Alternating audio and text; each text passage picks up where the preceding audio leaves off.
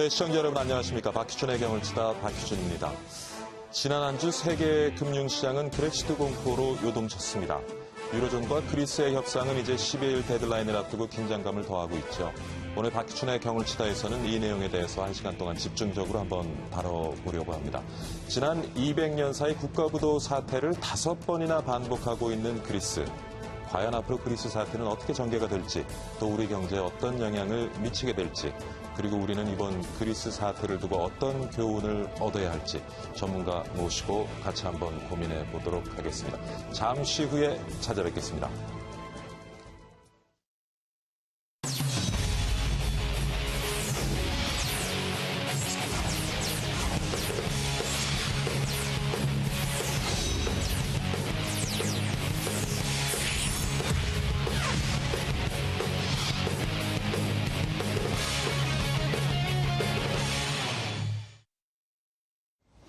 그리스 국민들이 5일 치러진 국민투표에서 국제채권단의 구제금융안을 거부했습니다. 그리스 내무부가 6일 투표 결과를 발표하자 압도적으로 많은 반대표에 그렉시트 우려로 글로벌 주요 증시가 동반 하락을 했는데요. 현지 시간으로 6일 미국 다우지수는 0.26%, 나스닥은 0.34% 하락 마감했습니다. 유럽 주요 증시도 큰 폭의 하락세를 보였습니다. 위험자산 회피 심리가 강해지면서 신흥시장에서 외국인의 자금을 빠르게 빼낼 수 있다는 우려도 고개를 들게 됐는데요. 그 여파로 아시아 주요 증시는 6일 개장 직후부터 급락을 보였습니다. 코스피는 2012년 6월 4일 이후 3년 만에 가장 큰 폭으로 하락을 보였습니다. 일본 니케이 지수도 하루 만에 2% 넘게 하락을 보였는데요. 세계 경기 침체 장기화 우려가 나오면서 국제 유가도 큰 폭의 하락세를 나타냈습니다. 사태가 심각해지면서 경제학자들의 경고가 심상치 않게 다가오고 있는데요. 세계적인 국제경제학자인 베리 에첸그린 UC 버클리대 교수는 그렉시트 충격이 단기적으로는 리먼 브라더스 파산에 곱절은 될 것이라는 전망을 내놓았습니다. 최근 피케티 파리경제학대학 교수는 CNBC와 가진 인터뷰에서 그렉시트는 유로존 종말의 시작이 될 것이라고 이렇게 지적을 했는데요. 이렇게 많은 파장과 우려를 낳고 있는 그리스 사태, 앞으로 어떤 방향으로 전개될까요? 그리고 그로 인한 파장은 어디까지 영향을 미치게 될까요? 지금부터 그리스 사태를 주제로 경을 쳐보겠습니다. 스튜디오 나와주세요. 네, 왕성 아나운서 잘 들었습니다. 그리스 사태로 인한 후폭풍이 만만치 않습니다. 더한 후폭풍이 올 수도 있다는 우려가 커지고 있죠. 과연 어떻게 이 사태를 바라봐야 하는지 오늘 말씀 나눠보도록 하겠습니다. 오늘 두 분 나오셨는데요. 먼저 건국대학교 경제학과 최백은 교수 소개합니다. 어서 오십시오, 교수님. 네, 안녕하세요. 예. 그리고 서울시립대학교 경영학부의 윤창현 교수 나오셨습니다. 네, 안녕하십니까? 안녕하십니까? 예. 자, 투표 결과가 나왔고요. 우리가 예상은 좀 찬반이 팽팽할 것이라고 예상을 했는데, 예측과는 달리 굉장히 찬성, 반대가 좀 그렇죠. 많이 나왔는데, 전반적으로 그리스 사태 어떻게 좀 보고 계십니까? 예, 우선 팽팽하다라고 이제 그렇게 여론조사를 예. 했는데, 그리스 한인회장 여성분이시더라고요. 예. 예, 그분이 이제 연결하는 거를 제가 들었는데, 막판에 민심이 확 바뀐 게, 세금 올린다. 세금, 세금 올린다라고 하는 것이 막연하게 느껴졌는데, 이제 진짜로 오르는 것 같다라는 느낌이 오는 순간, 완전히 이제 이게 바뀌기 시작하고, 연금도 좀 깎는다. 이것도 또 막판에 가서 민심을 바꾸고. 그렇게 해서 처음에는 좀 이렇게 흥분을 좀 가라앉히고 우리 좀 이성적으로 가자 하는 쪽으로 해서 찬반이 좀 팽팽했는데, 총리가 이제 또 막 호소를 하고 여러분들이 반대를 해줘야 내가 힘을 얻는다. 이러면서 이제 호소를. 그리스 총리가 대단한 전략가 같아요. 그분은 참 젊은 분이신데 참 대단하십니다. IMF 메르켈 수상 이런 분들이 이렇게 좀 가지고 이렇게 좀 주사위 놀이 하시는 것 같은 느낌이신데, 하여튼 투표라고 하는 것을 붙일지도 몰랐고, 그 투표를 통해서 힘을 확 이제 받고 나서 이제 새로운 또 안을 내고 하는 과정을 보면 아주 어르신들이 꼼짝 못하고 당하고 있는 것 같은, 그래서 그 막판에 그런 식으로 해서 60% 이상의 반대를 전제로 총리가 힘을 확 받고, 그리고서 이제 재무장관 바꿔버리고, 그렇게 해서 이렇게 또 새로운 국면을 만들어내는 걸 보면 이렇게 무슨 드라마 보는 것 같기도 하고요. 그렇죠. 예, 조금 이 나라가 역시 간단한 나라는 아니구나. 예. 예, 역시 민주주의의 발상지답게 예, 좀 이렇게 긍지도 강하고 예. 좀 이렇게 전체 세계를 이렇게 판을 좀 놓는 듯한 조금 그런 느낌이 들어서 참 묘합니다, 기분이. 예. 예, 예. 지금 교수님 말씀하신 것처럼 뭐 하여튼 그 투표 결과를 통해서 지금 채권단과의 교섭력은 많이 높여 놓은 것 같고요. 10일 날 이제 EU 정상회의가 열리게 될 텐데 EU 정상회의에서 어떤 결론이 도출될 걸로 보시는지요? 먼저 저는 투표 결과 저도 한마디만 좀 말씀하십시오. 말씀을 할게요. 치프라스를 비롯해서 시리자가 굉장히 제가 볼 땐 절묘한 한 수를 둔 것 같아요. 그리고 그렇죠. 그다음에 이제 이 그리스 국민들 마음을 좀 이제 움직일 줄 아는 이제 기술도 갖고 있는 것 같은데. 예. 저는 그 투표 결과는 그리스 국민들이 가장 자기들한테 유리한 결과를 만들어냈다고 생각이 들어요. 결과적으로 어쨌든 간에 6월 말까지 굉장히 쫓기던 상황 속에서 예. 벼랑 끝에 몰리던 상황 속에서 어쨌든 간에 반전의 어떤 분위기를 지금 만들어냈거든요. 투표 결과로요. 사실상요. 예. 근데 이제 그렇게 되게 되면 더 근본적인 원인에는요. 그리스 사태가 2010년 4월 달에 발발을 했는데 그로부터 한 5년 지났잖아요. 예. 5년 지나면서 구제금융을 2차례 받았단 말이에요. 받았는데 받으면서 거기에서 이제 요구되어지는 긴축이라든가 구조개혁들을 쭉 해왔음에도 불구하고 예. 별로 그러니까 나아지기보다는 상황이 계속 악화되고 있습니다. 그러니까 국민소득을 보고 GDP를 보게 되면 거의 한 30% 가깝게 이렇게 절대적으로 축소가 됐고요. 예. 그 다음에 이제 뭐 임금 같은 경우도 한 16% 축소됐고, 그 다음에 이제 최저임금 같은 경우도 한 2% 정도 수준이 축소가 됐고 그랬거든요.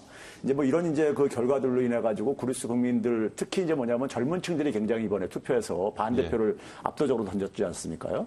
근데 이 젊은 층들 같은 경우는 지금 청년 실업률이 지금 50%에 넘을 정도로 하다 보니까는 설사 그러니까는 유로존에서 탈퇴해가지고 오는 어떤 재앙적인 상황이 예. 지금까지 그러니까 상황이라든가 혹은 앞으로 채권단의 요구를 가지고 계속 수행한다 하더라도 별로 크게 나빠질 게 없다는 이런 판단이 좀 작동한 것 같고요. 예. 이제 투표 결과로서 어쨌든 간에 저는 반전의 계기를 좀 만들었다고 봅니다. 반전의 계기를 만들었는데 예. 일단 그리스 입장 속에서는 이제 최대한 어쨌든 간에 자신들도 성의는 보여야 되는 거니까요. 예. 그래서 이제 재정 개혁을 연금을 포함해가지고 세제 개혁을 하겠다고 예. 이제 하고 있고요. 하면서 이제 한편에서는 이제 기본적인 이제 이러한 문제는 결과적으로 볼 때는 채권단들이 그리스한테 요구하는 그런 요구안에 의해 가지고는 적어도 그러니까 채무가 그리스의 부채가 예. 지속 가능하지가 않다. 이제 이런 이제 여론이 좀 형성되는 것 같아요. 예. 그러다 보니까는 그리스의 채무를 그러니까 기본적으로 좀 조정해주지 않는 한에 있어서는 예. 좀 이게 해결이 어렵다는 이런 예. 이제 분위기로 이제 그러니까 이 전환이 된 것 같고요. 그랬을 때 결과적으로는 지금 메르켈 같은 경우는 그러니까 우리가 전통적인 그러니까 해역합 방식 그러니까 부채 탕감은 없다, 더 이상 없다 이런 이제 의사를 이제 표현하고 있지만은 예. 적어도 이제 그러니까 채무 상환 기간을 유예한다든가 예. 그다음에 이자율이 굉장히 높게 적용됐었어요. 그러다 보니까 굉장히 부채 악순환이 그러니까 부채 규모가 계속 증가하는 이런 악순환을 가졌는데 예. 그래서 이제 이자를 좀 낮춰준다든가 뭐 이런 것들이 그러니까 최소한 그리스 정부가 좀 얻어낼 수 있지 않을까 하는 예. 이제 이런 전망을 할 수 있을 것 같습니다. 예. 만약에 그런 시나리오대로 이제 흘러간다면은 어떻습니까? 그리스의 유로존 탈퇴. 유로존 탈퇴, 예. 그렉시트였는데 저거는 이제 효율적 입장에서 예. 효율성적 입장에서 보면은 이거는 빨리 좀 이렇게 빠이빠이를 해야 되는 게 아닌가라는 생각이 들더라고요. 예. 예. 근데 이거를 바라보는 시각은 유로존이라고 하는 유로화를 쓰면서 이렇게 하나의 공통된 화폐를 쓰는 좋은 하나의 예. 지역이 탄생을 했는데 그거를 어떤 목적으로 했는가로 봤을 때는 하나된 유럽, 예. 평화로운 유럽, 안 싸우는 유럽 이런 경제 외적 가치, 경제보다 또 어떻게 보면 약간 상위적 가치를 전제로 출범을 한 면도 있다. 예. 그러니까 예를 들어 독일이 딱 버렸다 그리스를 그러면 하나된 유럽의 가치를 버린 거고 평화로운 유럽, 안 싸우는 유럽의 가치를 버리는 거죠. 그러니까 이제 이 그렉시트라고 하는 것이 단순하게 같은 돈 쓰다가 너는 아무리 봐도 너무 시원찮아서 안 되겠다. 예. 이제 드라크마 다시 써라. 예. 자, 빠이빠이. 이렇게 해서 그냥 깨끗하게 끝낼 수 있는 좀 그런 아주 쉬운 방법이 아니더라는 거죠. 예. 어떻게든지 막 끌고 가서 계속 노력을 하다가 나중에 도저히 뭐 정말 뭐 100방을 다 써봤더니 안 되더라 그러면은 명분이 축적되면서 한번 해볼 수는 있을지 모르지만 명분이 굉장히 많이 필요할 것 같다는 생각이 들어요. 지금 느낌에. 그래서 이 그렉시트는 또 우리 또 국민들, 특히 그리스 국민들이 안 좋아합니다. 빚은 깎아주되 돈은 같이 쓰자. 왜냐하면 유로 쓰는 거 좋거든요. 자기 지갑에 있는 돈이 남의 나라 가도 다 쓸 수 있는 돈, 기축통화라는 건 너무 좋거든요. 그러니까 그거는 또 우리 그리스 국민들이 이거는 아니다. 그래서 그렉시트 없는 빚탕감이라는 개념을 가지고 한번 협상에 임할 것이고 독일이나 다른 나라도 만일 그리스가 조금 그 부분에 대해서 양보를 할 수 있다면 아마 그렉시트 없이 가는 걸로 그리고 그렉시트는 조금 좀 나중에 정말 최악의 상태에서 이제 나올 수 있는 카드이기 때문에 조금 아직 얘기하기가 이른 상태가 아닌가. 그럼 뭐 부채 탕감이라든가 이자율을 낮춰준다든가 아니면 상환 기간을 좀 유예시켜준다든가 이런 조건을 통해서 이제 그리스가 유로존에 남을 수도 있는데 그렇게 되면 아무래도 지금 말씀하신 것처럼 독일 메르켈 총리한테는 좀 정치적인 부담이 될 것 같고요. 그런 상황 속에서 그런 결정을 할 수 있을지 모르겠습니다. 이 그렉시트라는 것이요. 사실은 제가 생각하기에는 한 러시아 정도를 제외하고는 전 세계가 원치 않습니다. 그러니까 독일도 원치 않고 그리스도 원치 않을 뿐만 아니라 독일도 원치 않았습니다. 요즘 또 미국이 굉장히 또 미국도 마찬가지고요. 그러니까 이게 단순한 그러니까는 유로존의 회원 국가 하나가 줄어든다는 이런 차원 이상의 어떤 의미를 갖고 있는 것이고. 그다음에 이제 뭐 유로화 의미도 굉장히 퇴색될 수밖에 없습니다. 이제 결과적으로 볼 때는요. 그렇기 때문에 사실 누구도 원치 않는 이런 이제 사태이기 때문에 이게 그렉시트가 잘 안 이루어지고 있는 겁니다. 우리가 이론적으로 볼 때는 그렉시트로 진행되어지는 것이 쉽게 예상될 수 있음에도 불구하고 안 이루어지는 이유가 바로 거기에 있다고 저는 생각이 들고요. 그랬을 때 우리가 채권단이 대개 지금까지 보게 되면은 전통적인 방식들, 대개 이제 긴축이라든가 구조조정, 우리가 이제 IMF 사태 때 우리가 했었던 방식으로요. 그런 방식이 사실상 좀 실패를 했어요. 그 방식에 의하면은 그러니까는 그리스가 구제금융 받기 전에 GDP 대비 국가부채 비중이 한 130% 정도 됐었습니다. 근데 이게 한 120%까지 2020년까지 줄이겠다고 이렇게 되게 목표를 담았는데 지금 현재 170%가 넘어서 버렸거든요. 그러니까 사실상 이제 실패를 한 차원 속에서 결국은 이제 이 문제를 독일 같은 경우는 아무래도 채권 국가 입장 속에서 가능한 좀 최소화, 그다음에 이제 앞으로도 어쨌든 간에 유로존을 유지하는 데 속에서 가장 많이 그러니까 어쨌든 간에 자금 투입을 해야 될 나라가 독일 입장 속에서는 이러한 것이 재발되지 않고 그다음에 재정 건전화가 그러니까 이 유로존 전체적으로 구조적으로 이게 유지되는 이런 것들을 장치를 만들어내기 위해서 예를 들어서 그러니까 독일이 주도하는 재정 동맹 같은 경우들이요. 이런 것들을 강화시키기 위해서는 독일은 가능한 한 그러니까는 이제 이 부채 탕감이라든가 부채를 좀 유예하는 이런 방식을 가능한 이제 기피할 수밖에 없죠. 이제 그럼에도 불구하고 아까 얘기했듯이 투표 결과로 인해 가지고 그다음에 이제 국제사회 여론도 상당히 독일한테 좀 이제 불리하게 이제 전환이 되어버렸습니다. 전환이 됐기 때문에 독일 입장 속에서도 그러니까는 어느 정도는 그러니까는 좀 양보를 할 수밖에 없는 상황에 지금 이렇게 쫓기고 있는 게 아닌가 하는 게 제 판단입니다. 그러면 교수님 결국에는 이번 협상의 승자는 그리스가 되겠네요. 그런데 또 지금 조금 아까 나왔지 않습니까? 뭐 다 보셨겠지만은 이번에 새로 만든 안을 보면 지난번엔 80억 유로 2년간 79억 유로였는데 130억을 줄이겠다. 이렇게 또 아주 뒤통수 치듯이 내놨는데 의회를 통과할지는 모르겠지만 저도 깜짝 놀랐어요. 이제 그 국민 투표의 결과를 등에 업고 이제 더 유리한 그러니까 쉽게 말해 재정 추지를 줄이는 개선하는 그 폭을 조금 완화시키지 않을까. 근데 거꾸로 지금 안을 내버렸어요. 그 재무장관을 바꿔버리고. 재무장관은 그 바루파키스라고 본인 스스로 이레팅 막시스트, 나는 아주 괴짜 막스주의자다 이렇게 부르는 사람이었는데 이분이 이제 딱 사임을 하고 런던의 옥스포드 출신, 옥스포드에서 박사를 받은 차칼로토스던데요.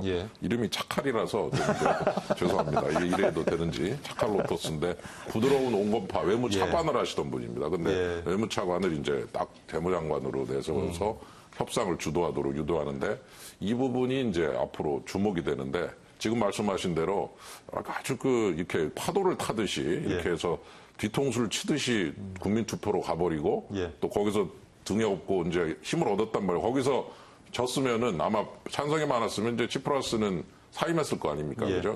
근데 60몇 21% 찬성으로 국민의 지지를 얻더니 이번에 재무장관을 바꿔버리고 그다음에 또 안은 또 더 자기들이 2년간 130억 유로 감축하겠다 내니까 이제는 뭐 안 받을래 안 받을 도리가 없는 뭐 그런 식으로 이제 움직이고 있어서 예. 아주 그 협상을 주도하는 모습이고 비록 제가 이 부분에 대해서 그리스 국민들의 그런 입장에 대해서 조금 약간 부정적인 견해는 가지고 있지만 예. 하여튼 좀 흐름이 아주 묘하게 돼가고 있어서 예. 무슨 드라마 보는 것 같은 좀 그런 느낌이 들어서 재밌다 이런 생각도 듭니다. 예. 근데 교수님, 그리스가 어쩌다가 이렇게 빚더미에 앉게 됐습니까? 저는 이제 그리스 문제는 우리가 흔히 국내에서 얘기되는 거 플러스가 있다고 생각하는데요. 예. 그리스 자체 문제가 물론 있습니다. 그래서 예. 부패라든가 예. 그다음에 탈세 이런 것들이 지하 경제는 굉장히 심하다 보니까 예. 국가 부채가 굉장히 이제 증가한 측면이 있고요. 근데 사실 그것보다도 더 근본적인 문제는 저는 이제 이 그리스를 포함해서 남유럽 재정위기는 예. 재정 문제가 아니라 재정 문제라기보다도 예. 경상수지 적자의 문제라고 봅니다. 물론 이제 재정 수지가 나빠지게 되면 경상수지 적자를 심화시키는 측면도 있지만은 보다 더 근본적인 건 경상수지 적자라고 생각하는데요. 왜 그러냐면요. 스페인이나 아일랜드 같은 경우 보게 되면요. 그리스 사태 이전에 보게 되면 2000년대 유로화 가입 이후에 대개 재정이 흑자를 계속 유지했었어요. 예. 독일이나 프랑스 같은 경우는 오히려 한 1 내지 2% 재정 적자를 예. 2000년대 계속해서 이렇게 지속됐었는데 오히려 스페인이나 아일랜드 같은 경우 흑자였었습니다. 그러다가 금융위기가 터지면서 이제 갑자기 이제 그러니까 이게 재정이 터졌는데요. 그 이유가 보게 되면요. 남유럽 국가들, 그리스를 포함한 남유럽 국가들이 대개 보게 되면 독일이나 중심 국가들에 비해 가지고 금리가 높을 수밖에 없죠. 그다음에 이제 비교육제라고 우리가 흔히 얘기하는 교육을 안 하는 이런 상품들이요. 예를 들면 예. 주택 같은 경우 가격이 상대적으로 가격이 싸다 보니까는 자본이 굉장히 많이 유입이 됐어요. 예. 금융위기 이전에요. 자본이 유입되다 보니까 그 자본 유입된 걸 가지고 그러니까 상대적으로 이제 경쟁력에 물가 상승률도 높아지게 되고 예. 그러다 보니까는 이제 환율에 있어서 굉장히 실질 실효 환율에 있어서 유로화로 인해 가지고 명목 환율을 조정할 수 없지만은 실질 실효 환율에서 굉장히 불리한 여건에 처하게 됩니다. 그 결과로서 경상수지 적자가 굉장히 크게 심화되어져요. 예. 그리스 같은 경우 보게 되면은 2000년대 그러니까 그리스 사태 이전까지 보게 되면 한 경상수지 적자가 한 2.3% 연평균 이 정도 불과했습니다. 예. 근데 그게 그리스 사태 이후에 보게 되면 9% 이상으로 그리스 유로화 가입 이전에 한 2.3% 불과했는데 예, 예. 그게 이제 유로화 가입 이후에 한 9%로 이제 이상으로 확 증가해요. 예. 그러니까 그 결과는 결국 뭐냐면은 그 자본 유입이 굉장히 불리하게 작용을 했다는 것이고 산업 구조 어떤 이런 문제도 연관돼 가지고요. 그러다가 이제 이게 글로벌 금융이라는 외적 충격이 갑자기 다가오니까는 예. 투자자들이 그러니까 위험 자산에 대해서 기피 현상이 생기면서 자본이 갑자기 확 유출되어지면서 이제 그러니까 대규모 손실이 발생하고 은행이 위기로 발전하게 되죠. 그 은행 위기 속에서 이제 재정이 이제 공적 자금 투입해서 하다 보니까 재정이 적자가 갑자기 급속하게 증가된 부분입니다. 예. 그런 점에서 이제 유로존이 좀 잘못 설계된 부분들, 즉 경상수지 적자를 그러니까 조정할 수 있는 메커니즘이 예. 존재하지가 않습니다. 유로존 내부에는요. 예. 그래서 이런 문제가 이제 결합되어가지고 사실 생긴 문제입니다. 예. 그러다 보니까는 그 상황 속에서 두 차례에 걸쳐서 구제금융을 한 2,400억 유로를 투입했음에도 불구하고 이게 별로 큰 그리스 경제를 회생하는 데 도움이 안 되는 게 뭐냐면요. 예를 들어서 그리스 사태 이전에 보게 되면 은행들, 그리스 은행과 예국 금융기관들, 독일이나 예. 프랑스 은행들이 그러니까는 그리스 부채 그러니까 한 74%를 가지고 있었어요. 근데 이게 그리스 구제금융 받고 난 이후에 얼마나 줄어들었냐면 5.4%로. 특히 예국계 금융기관들은 한 42%에서 0.7% 줄어들었어요. 예. 반면에 그럼 뭐가 증가했냐면은 그리스 정부가 가지고 있는 부채가 그리스 사태 이전에는 한 26%인데 이게 76% 증가했습니다. 지금 무슨 얘기냐면은 민간 부채를 예. 국가 부채로만 바꿔준 것뿐이에요. 전환시킨 것뿐이에요.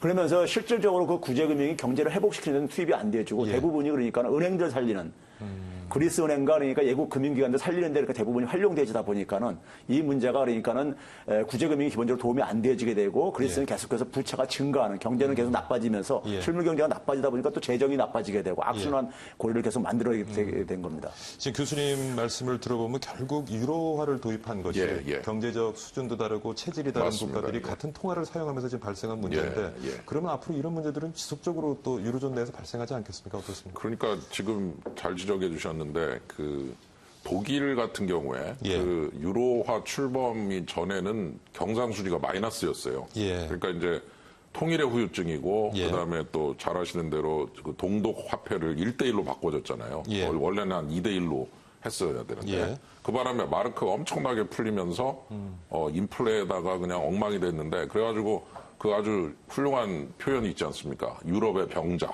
예. 시크맨 인 유럽. 근데 그 유럽의 병자가 유럽의 슈퍼스타가 됐는데 그 계기가 뭐냐? 유로화 화폐.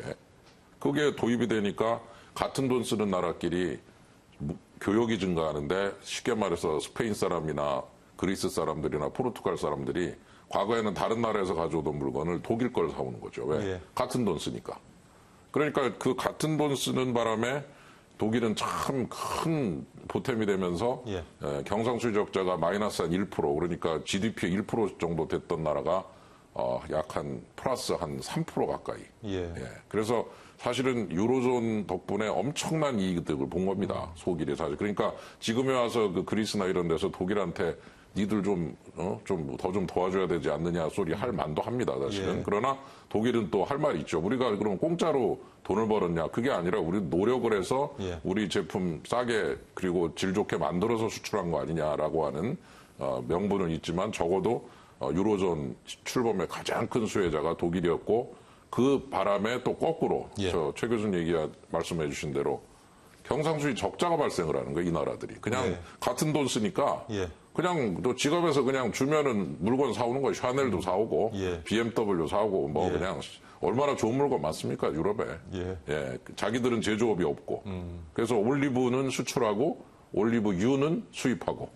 예. 올리브는 제일 좋은 올리브를 만드는 나라인데 예. 올리브유는 못 만들어서 그거를 이태리에다가 수출하면 이태리가 그걸로 최고급 올리브유를 짜가지고 또 그리스에 팔아먹는다는 거 아닙니까? 예. 그런 부유가 보여주듯이 그 차이를 극복을 하고 나서 좀 같은 돈을 썼으면 좋았는데 예. 같은 돈을 먼저 쓰게 되니까 너무 좋은 물건이 많으니까 그냥 막 사온 거죠. 예. 그래서 지적해 주신 대로 뭐 GDP 대비 8%씩 적자가 납니다. 예. 그래서 결론적으로 지금 말씀하신 대로 유로존이라고 하는 것이 같은 돈을 쓰려면 좀 비슷한 나라끼리 예. 좀 서로 수준이 맞는 나라끼리 썼어야 되는데 한쪽은 경쟁력을 상당히 있는 나라고 예. 한쪽은 제조업 경쟁력이 없는 나라인데 같이 쓰다 보니까 이 나라는 적자를 계속 내면서 빚을 막 내고 예. 이쪽은 막 또 빨아들이면서 좋아지고 이러더니 나중에 가서 아주 둘의 사이가 예. 나빠져 버리는 예. 서로 욕하잖아요 지금. 예. 그래서 좀 이 돈 같이 쓰려면 준비를 많이 했어야 되는데 예. 조금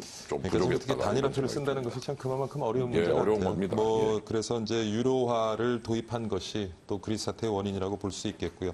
또 한편에서는 과도한 복지 많이 지적을 하고 있는데 실제로 지금 모르겠습니다. 그리스의 복지 관련된 지출 과도하다고 보시는지요? 조금 이제 그 과장된 게 있어요. 예. 그러니까 예를 들어서 연금 부분에 있어서 그러니까 우리가 명목소득 대체율로 보게 되면 우리나라 지금 뭐 40%까지 축소하게 이렇게 돼 있잖아요. 예. 그러니까 뭐 독일 같은 경우도 한 40%대 정도 안 됩니다.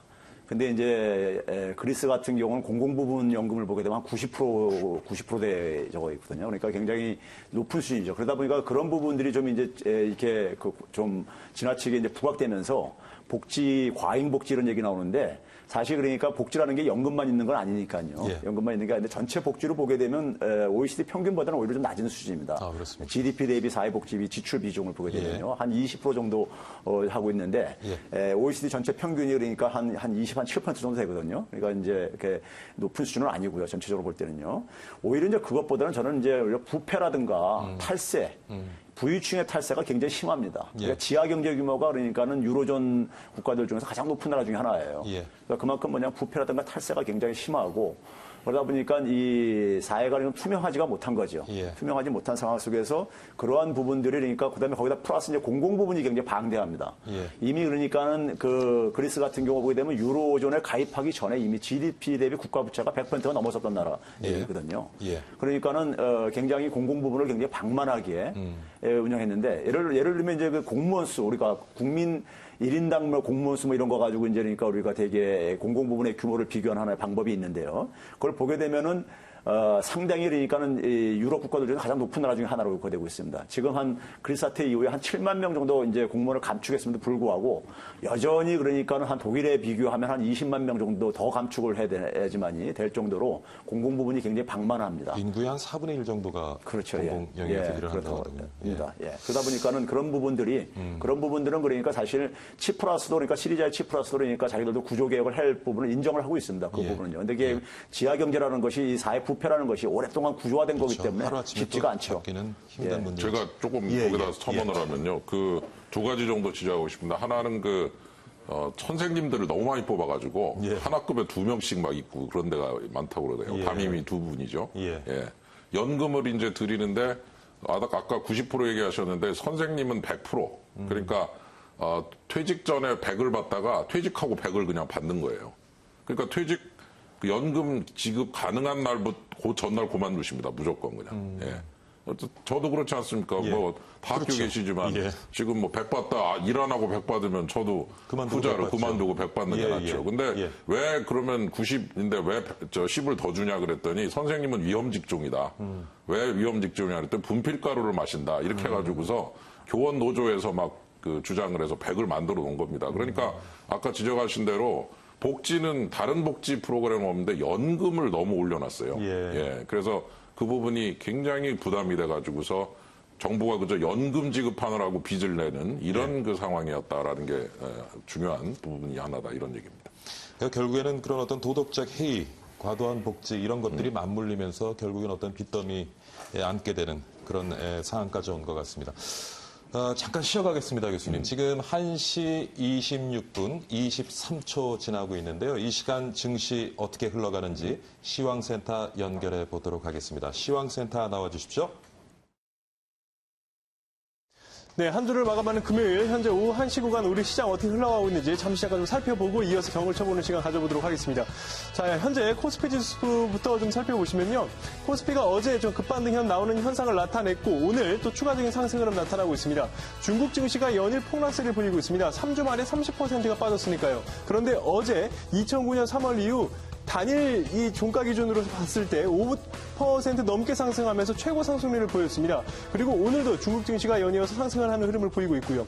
중국 증시와 동조화 현상을 강하게 보이면서 우리 코스피 시장도 역시 상승하고 있습니다. 0.02% 오른 2028.17포인트를 가리키고 있습니다. 자, 지수는 상승하고는 있습니다만 외국인이 연일 우리 시장에서 빠져나가고 있다는 것이 아무래도 좀 부담인데요. 외국인이 현재 6거래일 연속 매도 행진을 보이고 있습니다. 현재 957억 원 매도량이 집계가 되고 있고 기관도 역시 동반 매도 우위 나타내고 있습니다. 개인만이 나홀로 2,568억 원 사자세 보이고 있습니다. 코스닥 지수 살펴보겠습니다. 코스닥 지수는 코스피보다 더욱더 상승 탄력이 좋은데요. 장 초반에는 1% 넘게 급등하는 현상 보였습니다. 그런데 오후 들어서 상승폭을 조금 둔화하더니 현재는 0.7% 오른 731.12포인트 가리키고 있습니다. 코스닥 시장도 역시 수급 주체가 뚜렷하게 나타나고 있지 않습니다. 살펴보시면요. 외국인이 8거래일 연속 매도 행진을 보이고 있습니다. 297억 원 매도 우위 나타내고 있고요. 개인하고 기관이 각각 222억 원, 104억 원 동반 매수 나타내고 있습니다. 아무래도 주말을 앞두고 있는 상황이라 관망 심리가 좀 짙게 깔려있는 모습이고요. 그리고 현재 시간으로 12일 그리스 사태가 좀 일단락될 것으로 보이는데 계속해서 경을 쳐보는 내용, 그런 그리스가 어떻게 행방을 보일 것인지 이 부분도 좀 살펴볼 필요가 있겠습니다. 종목 흐름을 살펴보시면 먼저 코스피 시장 1위서부터 5위까지 흐름을 먼저 살펴보도록 하겠습니다. 자, 1위서부터 4위까지 전체적으로 좀 대형 수출주 중심으로 하락세가 나타나고 있습니다. 삼성전자가 0.32% 하락하고 있습니다. 올해 2분기 잠정 실적을 발표했는데 시장 예상치를 하회하면서 좀 부진한 실적이 나왔습니다. 그로 인해서 주가가 좀 밀리는 현상이 나타나고 있고요. 한국전력이 1%대 하락세를 보이면서 47,550원 나타내고 있습니다. 자, 이제 문제는 현대차 계속해서 주가가 하락하고 있습니다. 시총 2위에서 3위, 3위에서 4위로 하락하면서 주가가 고점 대비 반토막 났습니다. 현재 12만 5천 원 가리키고 있고요. 제일모직은 1.72% 오른 17만 7,500원 가리키고 있습니다. 자, 코스닥 종목 살펴보겠습니다. 1위서부터 5위까지 흐름 살펴보시면요. 셀트리온이 1.04% 밀린 76,200원 가리키고 있습니다. 다음 카카오가 올해 2분기 실적이 좀 부진하게 나올 것이다 라는 증권가의 전망 리포트로 인해서 현재 주가가 어제 이어서 오늘도 추가적인 하락세가 보이고 있는데요. 0.9%대 밀리고 있습니다. 13만 100원 가리키고 있고요.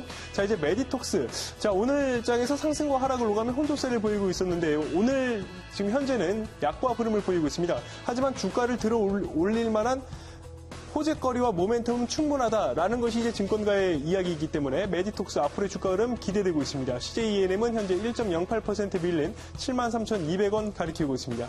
네, 이렇게 해서 오후 1시 구간 증시 흐름 살펴봤고 계속해서 경을 쳐보겠습니다.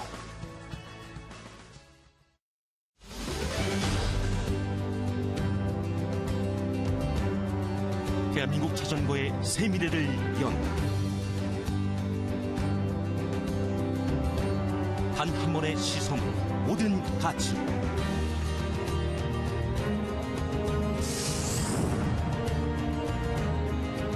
자전거 트렌드를 바꾸는 혁신적 프레임.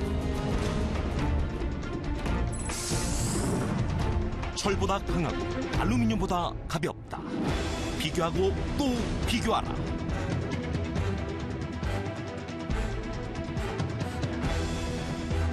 강하면서 가벼운 나노카본 프레임. 대한민국 자전거의 자존심. 나노카본 바이크. 메이드 인 코리아. 위아 위스. 그렉시티에 대한 시장 불안감이 높아지면서 산업계가 최악의 사태를 막기 위한 대비에 나서고 있습니다. 자동차 업계에서는 그리스발 재정 불안이 유럽 전체 경기 위축으로 번질 경우에 대비해 결제통화 다변화와 다양한 환해지 등의 대처 방안을 강구 중인 것으로 알려졌습니다. 조선 해운업계에서도 이번 사태에 촉각을 곤두세우고 있는데요. 그리스발 금융위기가 유럽 전역으로 번진다면 전반적인 투자 수요가 감소하면서 선박 발주에도 악영향을 줄 수 있다는 것으로 예상되기 때문입니다. 그리스 악재의 영향으로 환율이 급등하면서 환율 추이에 민감한 정유업계와 항공기와 항공유 등을 달러로 결제하는 항공업계도 긴장감을 늦추지 않고 있습니다. 그리스 디폴트 여파로 국내 산업이 비상사태가 되자 정부도 본격적인 리스크 관리에 들어갔습니다. 정부는 6일 기재부와 금융위원회, 한국은행 등이 참여한 거시경제금융회의를 열었는데요. 회의에서 그리스 국민투표 결과가 우리 경제에 미치는 파장을 점검하는 한편 그렉시트 등 최악의 상황에 대비해 비상계획을 수립해 나섰습니다. 정부와 산업계가 그리스 사태 영향을 최소화하기 위해 일제히 비상계획 세우기에 돌입했는데요. 과연 막대한 파급력이 우려되고 있는 그리스발 악재, 최선의 대비 방법은 무엇일까요? 계속해서 경을 쳐보겠습니다. 박희준 앵커 나와주세요. 네, 왕성 아나운서 잘 들었습니다. 전반부에 이제 그리스 사태가 여기까지 온 원인을 좀 살펴봤는데, 물론 이제 국민들의 도덕적 해이, 그리고 과도한 복지 지출, 이런 것들을 지적해 주셨고요. 그리고 또 좀 경기에 민감한 산업 구조도 좀 우리가 생각해 볼 수 있을 것 같습니다. 뭐 글로벌 금융 위기 이후 계속 지금 글로벌 경기가 좋지 않은 상황에서 좀 거기에 적절하게 대응하기가 힘든 산업 구조를 그렇죠. 가지고 있다는 지적도 있는데 어떻게 보시는지. 예, 그 뭐 지적해 주신 대로 관광, 해운 예. 이쪽이 뭐 거의 뭐 90% 되는. 그러면 이제 해운, 관광은 경기 민감이거든요. 예. 좀 안 좋아지면 관광객이 확 줄어드는 거고. 예. 해운은 또 경제 안 좋아지면 뭐 물동량이 확 줄어드니까요. 예. 그래서 이 위기에 굉장히 취약한 구조고, 그다음에 제조업에 대해서는 조금 제조업 진흥 정책을 안 쓰고 예. 공해를 만들어낸다 뭐 이런 그 핑계를 대면서 관광을 잘하려면은 좀 아주 깨끗한 공기가 필요하지 않느냐 이러면서 막 이렇게 해외로 나가버리고 뭐 좀 그런 분위기였어요. 제조업을 우대를 하지 않고. 예. 그래서 뭐 깨끗한 공기를 얻는 데는 성공했는데 문제는 이제 경제력에서는 아주 안 좋은 상태. 그래서 아까 지적드린 대로 올리브유도 좋은 올리브유는 해외에서 수입을 해야 되는 올리브를 만들면서도 생산을 하면서도 예. 그냥 그 1차 상품을 그냥 내보내고 예. 그리고 아주 비싸게 제조품 올리브를 자기가 올리브유를 짜면은 그만큼 비싸지잖아요. 근데 부가가치가 높아지는데 그런 것도 제대로 잘 안 돼 있고 그래서 이런 식으로 좀 제조업을 약간 소홀히 한 경향이 있어가지고 어떤 면에서는 경제가 그런 면에서 밖에다가 팔 물건은 별로 없는데 경제가 안 좋아지면 서비스는 위축되고 그러면서 밖에서 사올 물건은 많고 많아지고. 이렇게 돼서 이 부분이 참 안타깝습니다. 그래서 네. 역시 이 많은 연인들이 있었지만 그 원인 중에서 역시 제조업을 그래도 어느 정도 수준까지는 내부에다 좀 키워놔야 예. 국가가 좀 이렇게 먹고 살 수 있는 어떤 기반이 된다라는 것을 다시 한번 느끼게 된다 그런 느낌이 듭니다. 두 분 말씀을 이렇게 들어보니까 진짜 망할 수밖에 없겠구나 하는 생각이 들기도 하는데 지금 국가 부도위가 5번째예요 벌써. 이게 문제죠 확실히. 그렇죠. 근데 그 5번이라는 것 중에서요. 예. 이번 그러니까 사실상 지난번에 IMF 돈을 못 갚았으니까 예. 그걸 IMF에서는 뭐 체납이라고 표현을 했지만은 사실상은 뭐 이제 부도인데 예. 부도인데 근데 이제 그 이전에 마지막 부도가 이제 대공황 때였었어요. 그러니까 이제 대공황 이전에는 대부분이 보게 되면 19세기에 있었던 겁니다. 예. 1825년에 독립한 이후에 그러니까 되게 근데 17세기, 18세기, 19세기에는 유럽 국가들이 많이 부도도 났었습니다. 예. 전비 마련하기 위해서 국가가 그러니까 재정을 그러니까 이 적자가 많이 나고 그랬기 예. 때문에 많이 가된 부분이 있고요. 근데 이제 앞에서 윤 교수님이 그 산업구조 문제를 말씀을 했는데 제조업의 중요성이 이제 그러니까 이번에 부각이 된 것도 측면도 있지만은 사실 우리나라 한번 생각을 해보세요. 우리나라 만약에 팔도가 만약에 같은 돈을 쓰고 있는데 원화를 쓰고 있는데 각자 그러니까 교육을 해가지고 각자 자기 수입을 가지고 먹고 산다고 생각하게 되면은 예. 생각한다면 제주도하고 만약에 우리가 울산이나 창원하고 하게 되면은 제주도가 그러니까 그리스하고 이렇게 좀 그리스 분들한테 좀 죄송한데 예. 이 교육 적자를 볼 수밖에 없는 이런 구조란 말이에요. 울산이나 창원 같은 경우는 그러니까 제조업 기반이 산업 기반이 예. 많으니까요. 그랬을 때 그 문제가 어떻게 보면 유로존과 좀 이렇게 비교할 수 있는 부분인데 그랬을 때 그 유로존을 그러니까 하나의 통화를 쓰기로 하면서 예. 산업 구조가 모든 나라들이 회원 국가들이 제조업이 다 강한 나라를 가질 수는 없는 거예요. 그렇죠. 회원 국가들이요. 예. 그 중에는 그러니까 강한 나라도 있고 약한 나라도 있을 수밖에 없고 산업 구조 차이들도 존재하기 때문에 예. 이제 그런 점에서는 그러니까 유로존이라는 것을 통합만 가지고는 이게 불완전한 거였었는데 그러니까 제도가 그러니까 좀 불완전한 거기 때문에 보다 더 그러니까 깊은 통합을 하든지 예. 아니면 따로따로 살든지 했어야 예. 되는데 예. 이게 그러니까 통합을 좀 불완전하게 하면서 겪었던 거거든요. 그런 점에서는 이런 구조를 근본적으로 수술하지 않는 데 있어서는 그 제2의 그리스가 나올 수밖에 없는 이런 예. 상황입니다. 유로존 내에서는요. 예. 그러니까 뭐 지금 뭐 그리스가 가장 많이 부각이 된 것뿐이지 예. 사실 그 아까 남유럽 국가들 같은 경우도 그러니까 제조업이 상대적으로 취약한 나라들도 그렇죠. 있거든요. 예. 그런 점에서 그러니까 유로존 구조 문제를 근본적으로 그러니까는 재설계해야 되는데 예. 이게 사실은 그러니까 그래서 일부에서는 유럽도 그러니까는 미국처럼 미합중국처럼 유럽 합중국을 만들어야 된다 하는데 예. 제가 볼 때는 제가 역사를 공부한 사람이 볼 때 그건 거의 불가능한 문제입니다. 쉽게 얘기하면 독일 시민이 내가 독일 시민이라는 걸 포기하고 유럽 시민이 되는 문제거든요. 예. 근데 그거는 사실 유럽의 역사를 전통을 아는 사람들 입장에서 볼 때는 거의 불가능한 거고 유럽 시민들이 선택하지 않을 문제입니다.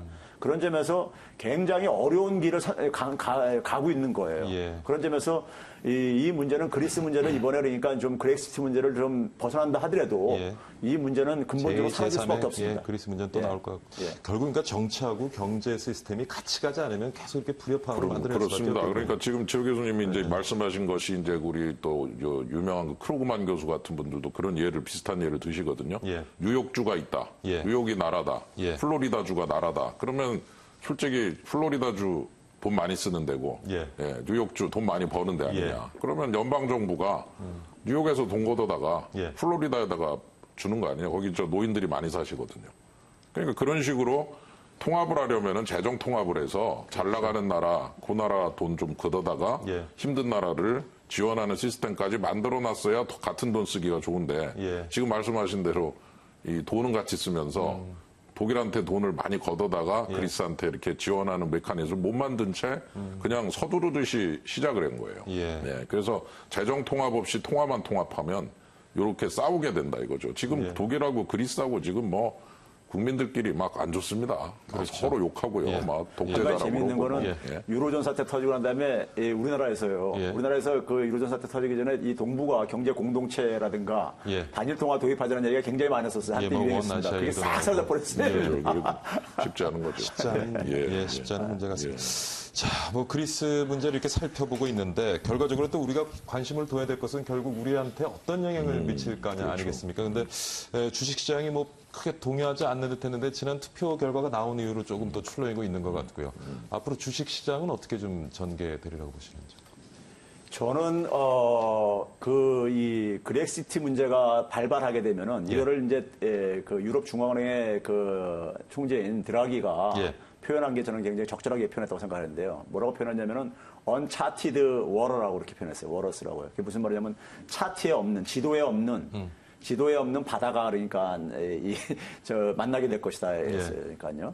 그러니까 이 바다 지도에 없는 그러니까는 바다를 만나게 된다. 지금 무슨 얘기냐면 거의 우리가 경험해 보지 못한 미중유의 사태가 그러니까 벌어질 수 있다 이렇게 했거든요. 예. 그래서 우리가 흔히 말해서 그리스에다가 가지고 투자한 그러니까 우리가 그리스하고 경제적인 연결된 문제들, 예를 들어서 실물 경제 속에서 무역이 어느 정도 연결되어 있느냐라든가 아니면 투자된 돈이 얼마나 있느냐 이런 측면만 가지고 우리가 흔히 판단하는 경향들이 있는데 오늘날 글로벌 경제는 그렇게 단순하지가 않습니다. 그렇죠. 완전히 네트워크로 다 이게 묶여서, 네트워크가 예. 구성되어 있기 때문에 그런 점에서 이 그렉시트 문제가 그러니까는 사실은 어떤 문제를 가냐면요. 글로벌 금융위기 이후에 우리가 금융에 대한 인식이 굉장히 지평선이 넓어졌는데요. 예. 글로벌 금융위기 이전에는 대개 보게 되면 은행 간 대출이 대개 이 자금 흐름에 굉장히 줄을 이루었었어요. 예. 국제은행들 간의 대출이요.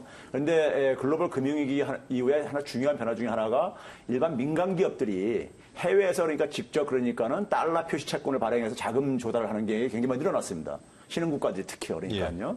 그랬을 때 이런 그 글로벌 시장에 그러니까 만약에 불안정성이 이렇게 생길 때요. 생길 때 보게 되면은 결국은 이제 그러니까 안전자산을 이제 추구하고 리스크를 회피하는 경향이 생길 수밖에 없는데 우리나라도 결국은 그러니까는 우리나라 신흥국가 중에서는 안전한 지대긴 하지만은 예. 영향을 안 받을 수가 없거든요. 그러면 결국은 뭐냐면은 유동성이 낮은 자산들 상대적으로. 예. 그러니까 우리나라 자산 같은 경우 상대적으로 낮은 자산을 평가받을 수밖에 없어요. 이게 국제 결제 통화를 갖고 있지 않는 나라이기 때문에요. 예. 그러다 보니까는 그 자산들은 되게 축소하려고 하고 예. 하는 경향이 있을 수밖에 없거든요. 그러면 이제 우리나라 기업들이 그러니까는 사실 그 채권 발행, 달러 표시 채권, 외화 표시 채권 발행들을 다시 그러니까 재융자한다거나 예. 아니면 그 자금 조달 비용이 높아질 수가 있고 그러죠. 예. 그랬을 경우에 국내 기업들이 그 자금 조달을 결국 국내에서 외환 시장에 살 수밖에 없게 되고요. 예. 그러면 국내 외환에 대한 수요가 증가할 수밖에 없고 그런 것들이 이제 결국은 우리가 2008년도 리먼브러스 파산 이후에 예. 외환 시장이 굉장히 우리가 불안정했던 모습을 보였던 것처럼 예. 그런 외환 시장의 불안정성을 가할 수 있고 그 외환 시장의 불안정성은 바로 주식시장에 직격탄을 날릴 수밖에 없습니다. 예. 환율 변화에 외국인 투자들은 굉장히 민감하거든요. 외국인들이 그러니까는 우리나라에서 주식을 처분을 해가지고 자금을 확보하는 것도 있지 측면도 있지만은 외환 시장을 통해서 그러니까는 주식시장에 미치는 영향이 사실 더 클 수가 있습니다. 그래서 이런 측면들이 그러니까 그래서 자유롭지가 못하고 예. 거기다 뭐 지금 중국발 리스크까지 지금 더해지고 있는 상황이기 예. 때문에 굉장히 불안정성이 금융시장의 불안정성이 굉장히 지금 증가하는 이러한 상황이죠. 예. 어떻게 보세요, 금융시장? 금융시장은 뭐 당연히 그 예. 영향을 받을 수밖에 없죠. 예. 환율 문제 지적해 주셨지만 사실 유로가 안 좋아, 유로 상황이 안 좋다, 유로존 상황이 안 좋다는 건 유로와 약세를 의미하거든요. 예. 근데 거꾸로 유로와 약세되면 독일 물건은 더 잘 팔립니다. 그렇겠죠. 밖에다가 가격 경쟁력을 유로의 가질 수가 가격 있겠죠. 경쟁력이 생기고 예. 또 위안화 또 중국이 힘들다. 그럼 위안화 가치도 떨어지거든요. 예. 그러면 중국 물건은 또 잘 팔리는 거죠. 거꾸로. 또 엔저. 일본 물건 잘 팔리고 또 중국 관광객이 우리나라 안 가고 일본 그러니까 가고. 우리나라 수출 산업에 또 문제가 생길 수 예, 있다는 유로화 약세, 위안화 약세, 예. 엔저, 예. 엔화 약세 다 약세거든요. 예, 예. 그러면 거꾸로 말하면 우리나라 수출품이 설 자리가 자꾸 줄어든다는 얘기가 되거든요. 그래서 저는 이제 이 문제를 볼 때 예. 환율이 만일 우리한테 좀 워낙 고평가 형태로 예. 우리가 좀 떨어져 주지 않고 이게 좀 유지가 되는 식으로 해서 언급계의 다른 통화 대비 다 고평가가 돼버리면 예. 그러면 이제 우리나라 물건도 이제 힘들어지는 거고 그거를 미리 간파를 한 외국인들이 또 매도를 하고 있는 것도 있고요. 예. 그래서 여러 가지 복합적이긴 하지만은 금융시장이 이미 실물의 모습을 반영을 좀 하기 시작한 것이라고 볼 수 있고 예. 그 나라들이 안 좋아진 만큼 우리나라 물건 덜 살 거고 그 나라 통화가 가치가 떨어진 만큼 우리나라 물건 또 안 사지고 그러니까 가격에서도 불리해지고 물량에서도 불리해지는 거죠. 안 좋으니까 덜 사고 예. 상황이 안 좋으면 덜 사지 않겠습니까? 예, 예. 그리고 우리나라 물건이 비싸게 느껴지고. 예. 네, 그래서 저는 이제 이번 그 사태를 좀 더 지켜봐야 되겠지만 예. 이 환율이라든가 이런 쪽 관련돼서도 지금 준비를 아주 철저히 해야 되고 예. 우리나라 물건 수출 이 내수도 안 좋은데 메르스 때문에 예. 외수까지 안 좋으면 예. 진짜 우리 정말 이번에는 농사 짓기 힘들다. 예. 성과를 좀 내기 위한 노력을 해야 지금 된다고 말씀 봅니다. 들어보니까 좀 겁이 나네요. 예, 생각보다 심각한 또 상황을 맞이할 수도 있을 것 같다는 생각이 드는데, 자, 오늘 뭐 여러 가지 얘기를 하고 있는데, 결과적으로는 근데 진짜 인기 영합주의를 등여업은 정치권, 그런 또 정치 세력을 등여업은 재벌 세력. 어떻게 보면 그게 가장 지금 오늘날의 이 그리스 사태를 만든 핵심이 아닌가 싶기도 하고요. 한국의 인기 영합주의 정치 어떻게 보십니까? 너무 또 말이 많이 나가는 건지는 모르겠습니다만은 그런 좀 생각도 많이 들고 염려도 많이 됩니다. 그러니까 사실 그리스를 반면교사로 삼을 부분이 많이 있죠. 예. 그러니까 우리 사회 지금 복지 수는 굉장히 증가하고 있잖아요. 증가하고 있는데 사실은 그 증가가 자연적으로 이제 증가되는 부분도 있지만은 그다음에 이제 그 사회적 요구에서 이제 이렇게 증가되는 측면도 있고 그러는데 그래서 또 우리나라 같은 경우는 지하 경제가 굉장히 큽니다. 예. 우리나라도 이제 부패하고 탈세가 뭐 이렇게 자랑스럽게 내세울만한 수준은 아니거든요. 이제 그런 측면 속에서 우리한테 시사하는 바가 저는 많다고 생각하는데요. 우리나라가 근데 사실은 복지 수준이 이렇게 높지가 않아요. 뭐 최근에 보게 되면 지난해 이제 OECD 기준이 발표됐는데 OECD 국가에서 가장 꼴찌로 이제 이렇게 사회복지비 지출이. 그래서 저는 정치권에서 오히려 솔직하게 우리가 복지를 어느 정도 해야 될 것인지에 대해서를 정해야 될 것이고 국민들이니까는 충분히 설명을 해주고요. 그 다음에 그 복지에 필요한 재원을 마련하는 것에 대해서도 마찬가지로 솔직하게 좀 논의가 이루어진다고 봐야 돼요. 그래서 만약에 증세가 필요하면 더 재원을 그러니까 우리가 계속 빚을 내서 할 수는 없는 거거든요. 지속 가능하려면요. 재정이 지속 가능하려면요. 그런 점에서 재원이 필요하다면 재원을 그러니까 증세를 할 건지 말 건지 이런 사회적 합의를 도출해내는 부분 속에서 정치권들이 그러니까는 좀 이제 이 노력을 해야 될 필요가 있다고 생각이 들고요. 그 다음에 저는 이제 우리나라 지금 상황이 굉장히 지금 저는 안 좋다고 보는 이유 중에 한 가지가요. 우리나라는 기본적으로 2000년대 이후에 외환위기 이후에 특히 뭐냐면 수출 주도와 그 다음에 또 수출이 잘 안 될 때는 대개 부채에 의존하는 성장을 많이 썼었어요. 근데 수출 주도 성장이 글로벌 금융위기 이후에 직격탄을 맞고 있습니다. 제가 한번 이 시간에서 한번 소개한 적이 있었는데 글로벌 금융위기 이후에 세계 무역 증가율이 한 3분의 1 수준 떨어졌습니다. 한 90년대부터 한 2000년대까지 한 연평균 한 7% 이상으로 성장하다가 한 2.8% 쭉 떨어졌거든요. 근데 2012년 이후만 보더라도 한 세계 무역 증가율은 한 3% 정도는 안 되는데 근데 우리의 그러니까 이 수출 증가율은 지금 2012년부터 지난해까지 보게 되면 한 1%. 올해는 그러니까 오히려 마이너스로 지금 되고 있지 않습니까?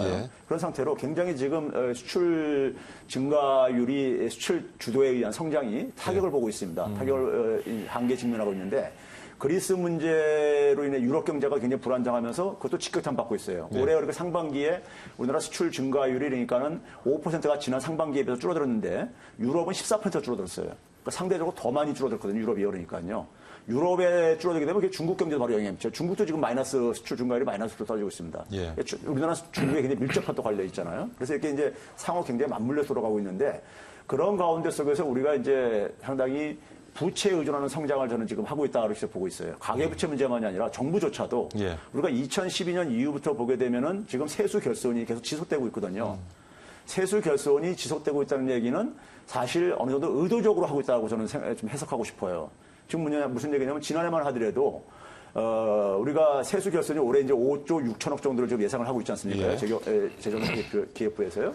근데 그 생기게 된 이유 중에 한 가지가 올해 경상 GDP 증가율을 6% 이상이 될 거라고 이렇게 가정했어요. 근데 그 당시 아무 전문가들 중에 누구도 그 불가능한 수치다. 그러면 6% 성장률을 가지고 세수를 계산을 했다는 얘기는 결국 그러니까는 세수를 그러니까 과대 계산을 해가지고 정부 지출을 잡았다는 얘기죠. 그 얘기는 결국 그러다 보니까 결국은 세수 결손 부분을 추경에 의해 가지고 국채 발행을 해가지고 메꿀 수밖에 없는 하는 거거든요. 그러니까 국채를 발행한다는 얘기는 그걸 빚내서 한다는 얘기인데 그래서 실제로 보게 되면 우리나라 지금 이 국가 부채의 절대적인 규모는 지금 안전하다고 얘기들을 하지만은 증가 속도가 굉장히 빠르고 있습니다. 지난 2008년도부터 올해까지 보게 되면 한 9.5%가 증가했는데 박근혜 정부 3년 동안에 한 5.3%가 증가했어요. 중에서 그러니까 굉장히 빠르게 증가하고 있습니다. 저는 이제 가계부채 문제가 우리도 굉장히 중요한 이제 어쨌든 우리한테 이제 암적인 이제 이런 문제인데 이 문제를 부채 재조정을 할 때 결국 많은 공적 자금이 투입될 수밖에 없다고 생각해요. 그때 굉장히 국가 부채가 굉장히 급증할 가능성이 있어요. 그래서 미래 재원을 굉장히 우리가 안정적으로 확보하지 않으면은 상당히 위험한데 지금 우리는 굉장히 경제 체질을 개선하기보다는 굉장히 좀 쉽게 이렇게 가려고 하는 그러니까는 이런 것들이 지금 우리 경제, 한국 경제에 지금 우리가 이 그리스 사태가 던져주는 반면교사라고 생각합니다. 예. 지금 부채 관리에 대한 지적을 해주셨는데 예. 교수님께서는 좀 어떤 것이 지금 시급하다고 좀 보이는지. 글쎄요, 저 반면교사를 삼아야 될 부분이 너무 많죠, 예. 사실은. 예. 그리고 이제 그 복지라고 하는 거, 연금이라고 하는 거. 그러니까 잘 생각을 해봐야 되는데 어제 우리 영국 재무장관이 아주 명언을 했더라고요. 예. 제가 딱 듣는데 국가가 빚을 통제하지 못하면 빚이 국가를 통제한다. 이렇게 그 재무장관이 예산안을 들은 그 빨간 가방을 보여주면서 국가가 빚을 통제하지 못하면 빚이 국가를 통제한다. 이런 아주 이거 명언인 것 같습니다. 제가 볼 땐. 그래서 아마 많이들 인용을 할 것 같은데 바로 그거죠. 예. 그래서 당연히 이제 우리나라 경제력에 맞는 세금이라든가 이런 여러 가지 조정이 필요하지만 적어도 이제 우리가 그리스 사태로부터 얻을 수 있는 교훈은 역시 빚에 대한 것이 아닌가. 예. 그래서 어느 정도까지 우리가 더 거둘 수 있느냐. 그리고 거둔 만큼만 쓰자. 그리고 빚을 낸다는 것은 후손들에게 뜯는 것이다. 이런 좀 생각을 가지고 이렇게 자꾸 필요하면 더 걷자 이러지 마시고 거둘 수 있는 거 정해놓고 그만큼 내에서만 써야지 자꾸 빚내겠다고 덤벼들면은 반드시 후유증이 생긴다고 하는 것을 다시 한번 느끼게 되고요. 그러니까 두 분 이렇게 말씀을 들어보니까요. 아마 우리 정치 제도에도 좀 문제가 있지 않은가. 결국 대통령 단임제로 가다 보니까 자꾸 쉽게 말하면 자기 손에 피 묻히기 싫은 거잖아요. 그러니까 돈 빌려서 또 막고 하다 보니까 결국 이렇게 되는 거고 앞으로도 그 위험성은 이제 갈수록 좀 커질 것 같은데 어떻게 보십니까? 맞습니다. 저는 저도 이 시간에서 몇 번 그런 다른 방송에서 그런 얘기했는데 우리나라 이 정치 체제가 5년 단임제다 보니까 5년 안에 뭔가 승부를 다 봐야 되고 근데 우리가 경제 체질 같은 개선하는 것은 그러니까 이렇게 단기간에 개선할 수 있는 문제가 아닌 게 많거든요. 근데 5년이지만 사실상 할 수 있는 기간은 한 3년 되고 그다음에 이제 거기다 정권까지 재창출하려면은 뭔가 경제 성적이 좀 좋아야지만 경기가 좀 잘 돌아가야지만 되거든요. 근데 이 단기간 내 경제를 좋게 만든다는 것은 구조적인 방식이 아니라 대개 보게 되면 임기응변적인 방식을 동원할 수밖에 없어요. 근데 결국 그 후유증이 결국은 그대로 뒤로 남죠. 공짜는 없으니까 경제에서요. 그러다 보니까 이런 정치 체제가 야당이 집권을 하든 여당이 계속 집권을 하든 간에 이런 문제들이 반복되지고 있는 것 같아요. 근데 이제 사실 우리 상황 속에서는 사실 경제 체질을 그러니까 근본적으로 개선해야 된다는 얘기는 모두가 다 얘기를 하고 있어요. 근데 그 경제 체질을 개선하는데 정치권이 별로 노력을 안 한다는 얘기죠. 경제 체질을 개선하는 데 있어서는 한 목소리인데 경제 체질을 하기 위해서는 여야가 그러니까 다시 정치력을 그러니까 힘을 모아야 됩니다. 그래가지고 국가의 그러니까 장기적인 과제들, 중장기적인 과제들을 합의를 해가지고 그걸 정권이 바뀌더라도 계속해서 지속적으로 해야지만이 가능한 이런 문제들이에요. 근데 이런 노력들은 사실 그러니까 우리가 거의 찾아보기 힘들고 거의 그러니까 임기응변적인 정책을 대개 여당에서 내놓다 보니까 야당은 거기에 대한 그러니까 좀 문제를 지적하고 이제 그러니까는 공격을 하게 되고요. 그러니까요. 이런 악순환이 대표되는 것 같습니다. 사실 우리가 경제적 체질을 바꾸고 우리 시장의 어떤 구조적인 문제를 좀 해결하려면 여야 합의도 중요하지만 국민들 합의가 돼야 되고 그럼요. 그러기 위해서는 좀 고통도 감내하고 이런 수순을 우리가 밟아봐야 할 텐데 그런 어떤 정치적인 리더십이라든가 우리 사회 리더십이 보이지 않는 것이 좀 안타깝지 않나 하는 생각도 듭니다. 어떻습니까? 그렇죠. 어려울 때가 더 고치기 어렵습니다. 사실은. 조금 괜찮을 때 수술을 해서 체력이 좋을 때 수술이 들어가야 되는데 이렇게 수술에 대한 필요성은 또 어려울 때 증가하거든요. 근데 어려우면 수술받기 싫죠. 그리고 체력이 떨어지면 영 또 후유증도 있을 수 있고. 그래서 이렇게 좋을 때 잘 나갈 때 한번 좀 새로운 흐름을 만들어 보자라고 하는 요 부분에서 좀 성공을 해야 되는데 그 타이밍을 잘 못 잡고 있다는 거. 요게 좀 안타까운 부분이 있다. 이런 얘기입니다. 자, 오늘 그리스 국가부도 위기 사태, 우리 경제에 또 어떤 영향을 미칠지에 대해서 최백은 건국대학교 경제학과 교수 그리고 윤창현 서울시립대학교 경영학부 교수 두 분 모시고 이런저런 얘기 나눠봤습니다. 오늘 좋은 말씀 감사드립니다. 많이 배웠습니다, 교수님. 감사합니다. 네, 지금 그리스도 그리스지만 중국의 증시 폭락도 큰 문제로 떠오르고 있죠. 사실 그리스 사태보다 어떻게 보면 더 심각하다는 진단이 지금 속속 나오고 있고요. 중국 시장 의존도가 높은 신흥국들의 타격이 아주 만만치 않을 거란 소식입니다. 참 이런 소식 접할 때마다 하루하루가 전쟁터라는 생각도 드는데요. 오늘도 전쟁 치르는 많은 분들 힘드시겠지만 그래도 파이팅 하십시오. 박희준의 경을치다 다음 주 다시 건강한 모습으로 찾아뵙겠습니다. 시청해주신 여러분 감사드립니다.